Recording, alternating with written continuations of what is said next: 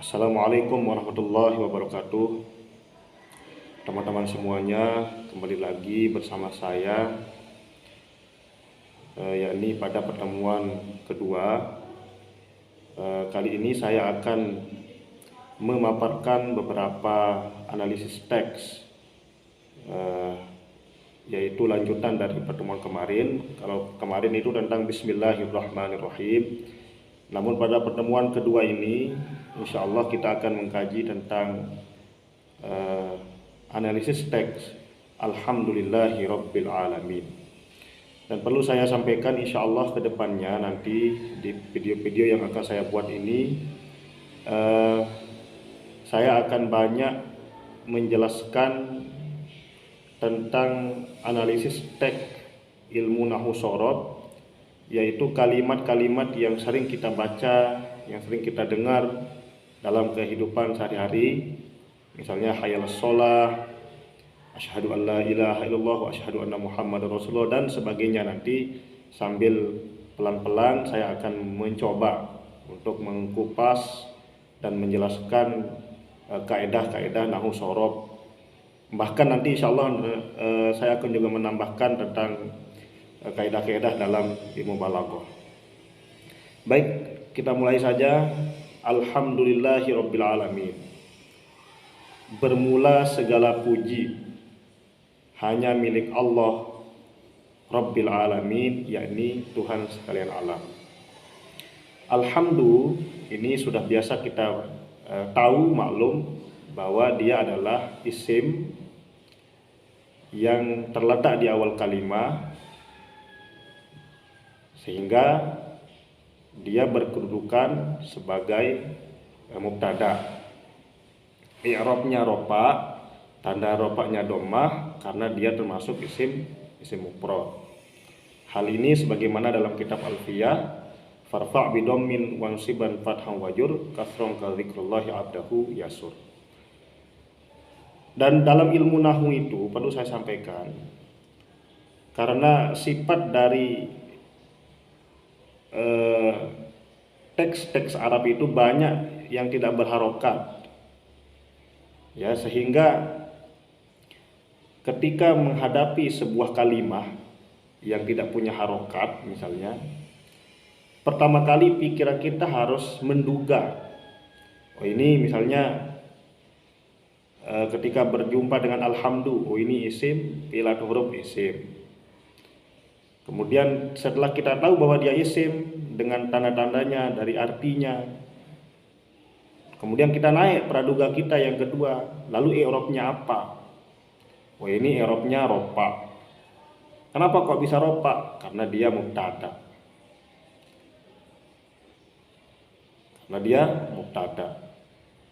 Jadi tingkat kedua kita harus tahu i'rabnya. Kemudian perlu saya jelaskan juga di sini, ketika kita menjumpai sebuah kalimat itu fi'il, misalnya ini fi'il apa? Oh, ini isim, fi'il atau huruf fi'il. Kemudian naik menjadi fi'il apa? Fi'il madi atau fi'il mudhari atau fi'il amr. Kalau ketemunya fi'il madi maka cukup sampai sana. Artinya kita tidak perlu bertanya dia mu'rab atau mabni. Pasti karena fi'il madi itu mabni, atau fi'il amr pasti mabni. Nah kalau mu'rab, fi'il mudhari, oh ini mu'rab. Kenapa mu'rab? Karena tidak bersambung dengan nun taukid saqilah, nun niswah, atau nun taukid khafifah. Nah selanjutnya kemudian itu kalau kita bertemu dengan fi'il, banyak ada tingkat-tingkatnya nanti. Saya akan perlihatkan buku menarik yang dikarang oleh seorang pakar ilmu nahwu dari Jember, namanya Dr. Haris. Itu bagus sekali bukunya, analisis logika teks Arab. Itu saya sangat rekomendasikan dan sangat saya anjurkan untuk dimiliki bagi pembelajar maupun pengajar bahasa Arab di pondok maupun di madrasah. Baik, kembali lagi ke alhamdulillah. Alhamdulillah ini isim apa? Isim ma'rifah. I'rabnya rofa. Tanda rofanya dhammah karena dia isim mufrad. Yang menyebabkan dia rofa adalah amil ma'nawi. Apa amil ma'nawinya? Ibtidak. Dalam kaidahnya apa? Takbir alasannya dalam kitab Alfiyah disebutkan wa rafa'u mubtada'an bil ibtida kaza karafu khabarin bil mubtada. Mubtada itu rafa dengan ibtida, khabar rafanya dengan mubtada. Amil maknawi itu terdapat pada dua tempat, yaitu pertama pada mubtada yaitu ibtida, yang kedua terdapat pada fi'il mudhari yaitu tajarruduhu anin nasibi wal jazimi. Jadi itu ambil maknawi fi'il mudhari. Sehingga kenapa dia ropak fi'il mudhari? Karena tajarruduhu anin nasibi wal jazimi, sunyinya dari amil nasab dan amil jazam. Selanjutnya kemudian alhamdu, segala puji. Yang menarik di sini adalah kenapa diartikan segala puji padahal dia isim mufrad. Hal ini terjadi tidak lain karena al yang ada di alhamdu itu adalah disebut dengan al lil jinsiyah yang berfungsi untuk lil istighraqiyah, al jinsiyah yang berfungsi lil istighraqiyah. Apa maksudnya al lil jinsiyah? Begini saya jelaskan. Jadi al itu kalau kita ngaji di kitab-kitab yang agak lebih besar, misalnya ada di Kawakib atau di buku-buku yang dikarang misalnya oleh Al-Maghfurullah Tamru Cepake, itu pasti kita temukan al itu dibagi menjadi dua. Ada yang disebut dengan al jinsiyah, ada yang disebut kemudian dengan al istighraqi, al jinsiyah dan al ahdiyah. Al, kita mulai dari al ahdiyah. Al ahdiyah ini dia dibagi menjadi tiga. Pertama ada ahdiyah al-ahdiyah lil ahdi zikri, yang kedua al-ahdiyah lil ahdi zihni, yang ketiga al-ahdiyah lil ahdil huduri. Apa maksud lil ahdil zikri? Maksudnya adalah ketika suatu isim itu disebut pertama kali menggunakan tidak menggunakan alif lam, kemudian kedua kalinya disebut menggunakan alif lam, maka isim yang disebut kedua kalinya dengan alif lam itu namanya al, itu namanya lil ahdi zikri. Misalnya contoh di dalam Quran itu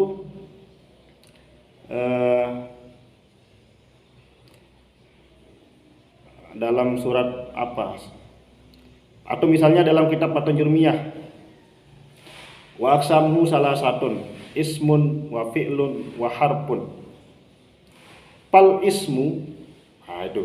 Jadi ismun pertama kali tidak menggunakan alif lam, kemudian disebut yang kedua menggunakan alif lam, pal ismu itu, itu al itu namanya lil ahdil zikri. Kalau contoh dalam Al-Quran itu rasulan fa'asa fir'aunur rasulah. Jadi ada ayat, saya lupa bunyinya, tapi saya ingat rasulan isim nakirah pertama kali, kemudian dilanjutkan dengan fa'asa fir'aunur rasul. Mungkin nanti teman-teman bisa tulis di kolom ayat itu, saya lupa. Yang jelas ketika isim itu disebut pertama kali tidak menggunakan alif lam, kemudian disebut kedua kali menggunakan alif lam, maka al yang kedua tadi itu disebut dengan lil ahdil zikri, untuk batas mengingat. Yang kedua ada namanya al lil ahdil zihni, ingatan. Maksudnya adalah misalnya ketika kita sedang membicarakan sosok manusia yang hebat, kumpul-kumpul, ada manusia yang hebat, yang dermawan, yang pemurah, yang pemaaf. Lalu orang itu datang. Ja'an nas, ada orang yang bilang ja'an nas, datang manusia. Nah, jadi al yang ada di an-nas itu namanya lil ahdil zihni. Ya. Atau misalnya kita sedang bercerita tentang seorang guru yang hebat, ustadz yang luar biasa. Lalu tiba-tiba dia datang, ada nyeletuk teman kita, ja'al ustadz, lah datang ustadz itu. Nah, itu ustadz yang ada di al yang ada di ustadz itu namanya al lil ahdil zihni. Ketiga ada namanya lil ahdil huduri, menyatakan kehadiran. Itu biasa terdapat pada zorob zaman, misalnya al-yauma akmaltu lakum dinakum, al-yauma pada hari itu, artinya al-yauma alladzi nahnu al-huduru fih, pada hari itu kami hadir juga di sana. Jadi al itu namanya lil ahdil huduri. Nah, yang kedua, al itu al jinsiyah, menyatakan jenis. Ini dibagi menjadi dua. Yang berfungsi pertama ada namanya al jinsiyah lil istighraqiyah yang saya maksud tadi. Yang kedua ada namanya al jinsiyah li bayanil haqiqah, untuk menyatakan hakikat. Al jinsiyah yang pertama yaitu istighraqiyah ini adalah ciri-cirinya apabila al itu bisa diganti dengan kata-kata kullu yang berarti segala atau semua, maka al itu dinamakan lil istighraqiyah. Seperti alhamdulillah bisa diganti al itu dengan kullu hamdin lillah, semua pujian milik Allah. Nah, itu cocok, berarti al itu istighraqiyah. Nanti bisa kita cari contoh-contoh yang lain. Intinya semua al yang cocok diganti dengan kata-kata kullun, maka al itu ciri-cirinya adalah istighraqiyah. Yang kedua, li bayanil haqiqah, hanya semata-mata menyatakan hakikat. Contoh,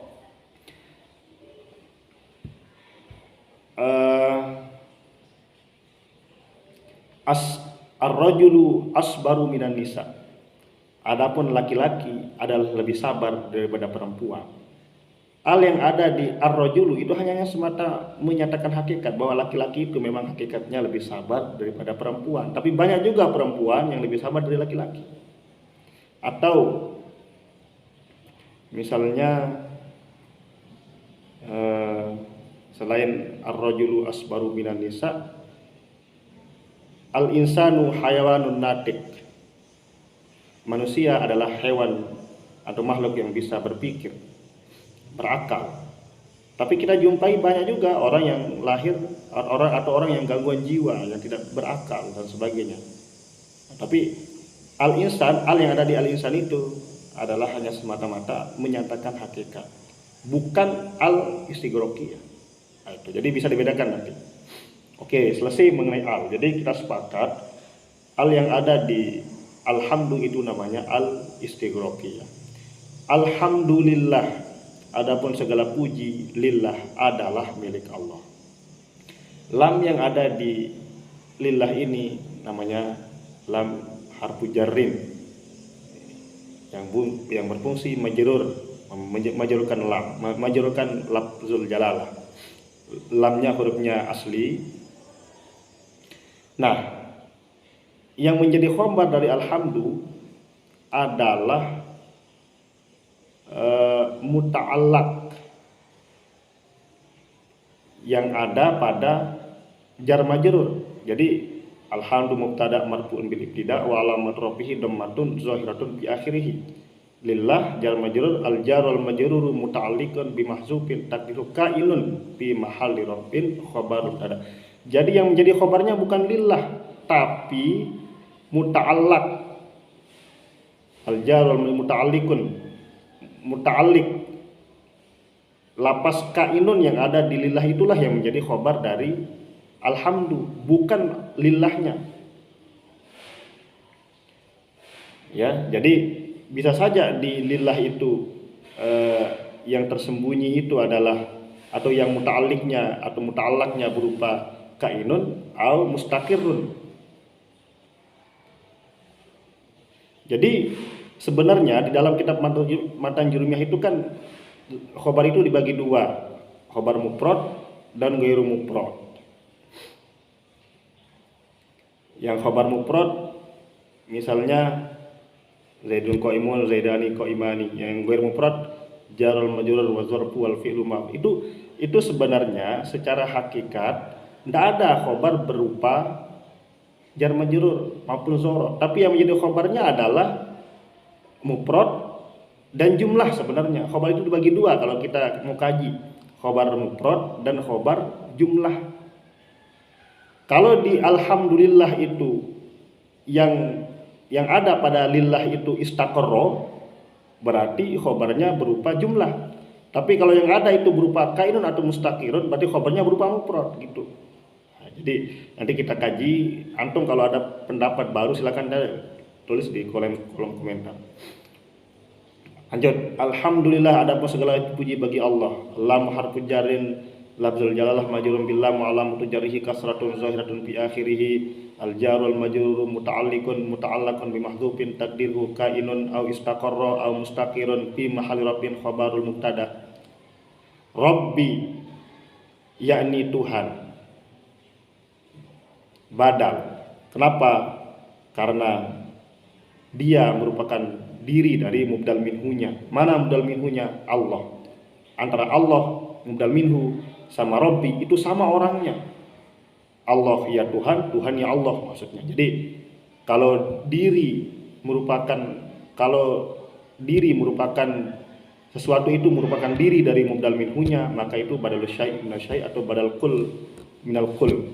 Kalau sesuatu itu merupakan bagian daripada mubdal minhunya, maka itu badal ba'di min kulli.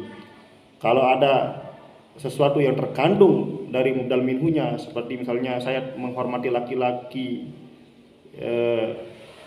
saya bermanfaat bagi saya, orang itu bermanfaat bagi saya ilmunya, bermanfaat bagi saya hatinya. Itu namanya badal istimal. Yang terakhir namanya badal golat atau badal nisyan atau badal idrom. Rabbi badal termasuk daripada tawabi. Kenapa disebut tawabi? Karena hukum i'rabnya mengikuti hukum matbu'nya. Tawabi itu ada badal, taukid, na'at maupun ataf. Rabbil alamin, Tuhan sekalian alam. Rabbi mudhaf, al-alamin mudhaf ilaih. Yang menarik di sini adalah Rabbil alamin ini disebut idhofah. Idhofah itu kita tahu dia dibagi menjadi dua. Ada idhofah lafzi dan ada idhofah maknawi. Dari mana kita bedakan idhofah lafzi dan idhofah maknawi? Dari pengertian. Apa idhofah lafzi? Yaitu idhofah yang tidak memperkirakan makna huruf jar. Biasanya idhofah lafzi ini mudhofnya berupa isim sifat. Ya. Jadi tidak ada huruf jar yang terkira-kirakan di sana. Dan biasanya berupa isim sifat kalau idhofah lafzi. Beda kalau idhofah maknawi, dia ada huruf jar yang dikira-kirakan di sana. Misalnya saubu khazin. Saubu khazin. Pakaian dari sutra. Pakaian sutra. Itu ada huruf jar yang di sana sebenarnya yang dikira-kirakan. Artinya saubu min khazin atau babu sajin. Artinya babu min sajin. Malu zaidin, harta zaid. Artinya malu li zaidin. Jadi kalau idhofah maknawi itu adalah idhofah yang memperkira-kirakan makna huruf jar. Mana huruf jar atau berapa huruf jar yang diperkira-kirakan? Ada 3. Dalam bait syair nunan talil i'raba au tanwina mimma tudifuzib katurisina wasani yajrur wan min au fi idza lam yasluhi illa zaka wala mufuza. Idhofah harus menyimpan maknanya fi atau maknanya min dan maknanya li. Jadi min, fi dan li itu huruf jar yang dikira-kirakan di dalam idhofah maknawi. Ada 3 ini. Kalau tidak mengira-kirakan huruf jar yang 3 ini berarti idhofah itu lafzi. Jadi kalau di Rabbil alamin bisa kita perkirakan Tuhan minal alamin, Tuhan dari semua alam atau Tuhan untuk semua alam. Nah, itu salah satu. Kalau di sini boleh kita minalnya Rabbin minal alamin atau Rabbin lil alamin. Saya kira lil alamin yang cocok. Tuhan untuk semua alam. Jadi kita Rabbil alamin berarti ini idhofah maknawi karena memperkirakan makna huruf jar. Rabbi mudhaf. Rabbi kenapa tidak bertanwin? Karena dia menjadi mudhaf. Dalilnya nunan talil i'raba at-tanwina mimma tudifu zib katurisina. Nun dan tanwin yang jadi nun dan tanwin yang jadi mudhaf dibuang. Mudhaf ilaih dan lam al mudhaf dibuang. Itu arti dari nunan talil i'raba au tanwina mimma tudifu zikaturisina. Al-alamin mudhaf ilaih dia mulhaq bi jam'il mudzakkar salim atau serupa dengan jamak mudzakkar salim karena dia tidak berakal dan dia tidak menunjukkan laki-laki. Itu sebabnya dia mulhaq bi jam'il mudzakkar salim. Jadi sesuatu yang disebut dengan jamak mudzakkar salim itu harus memiliki dua syarat. Pertama, dia berakal dan menunjukkan laki-laki. Kalau dia tidak berakal, mulhaq. Dia tidak menunjukkan laki-laki, mulhaq. Oke. Baik, syukran ala imamikum. Naktawi bihadzal qadar fi hadzal hal. Atau fi hadhil fursah al-jamilah. Saya minta nanti kalau ada tambahan-tambahan maupun koreksi yang menurut antum semuanya kurang tepat atau rekomendasi contoh-contoh yang akan kita bahas untuk pertemuan besoknya, silakan saja komen di kolom komentar. Dan saya berdoa semoga ini membawa berkah bagi kita semuanya untuk meneruskan dan menghidupkan khazanah-khazanah keilmuan yang sangat luar biasa ini. Akhirul kalam, syukron alaikum, wallahul muwaffiq ila aqwamit thoriq. Assalamualaikum warahmatullahi wabarakatuh.